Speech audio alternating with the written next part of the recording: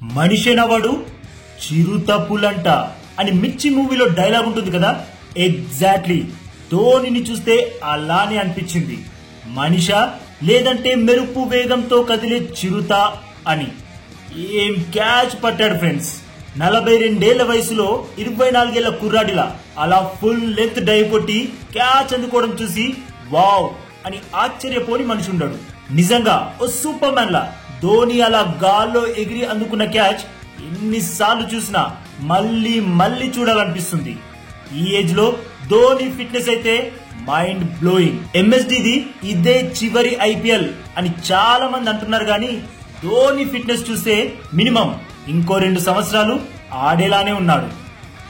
అసలు క్యాచ్ ఏంటి friends, mind లో నుంచి అస్సలు పోవట్లేదు.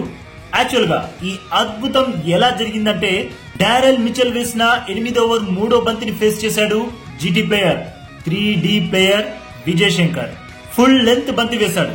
వికెట్ టు వికెట్ కాకుండా 4th స్టంప్ వైపు వేశాడు. విజయ్ శంకర్ బంతికి అనుగుణంగా కాళ్ళని మూవ్ చేయకుండానే షాట్ కొట్టడానికి ట్రై చేశాడు. అయితే ఆ బంతి బ్యాట్ ఎడ్జ్ తీసుకుని వేగంగా వెనక్కి దూసుకెళ్లిపోయింది.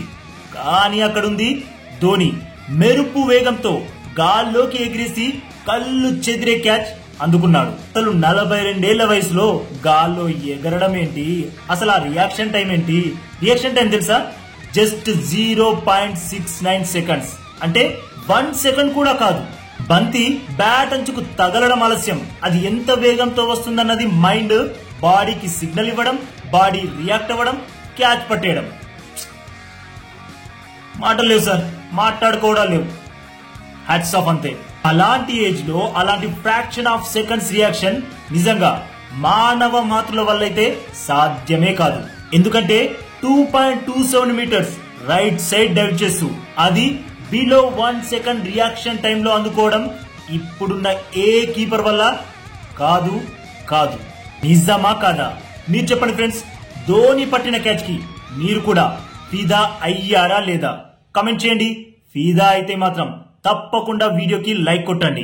అలాగే లేటెస్ట్ ఐపీఎల్ అప్డేట్స్ కోసం మన ఛానల్ ని సబ్స్క్రైబ్ చేసుకోవచ్చుగా ఫ్రెండ్స్.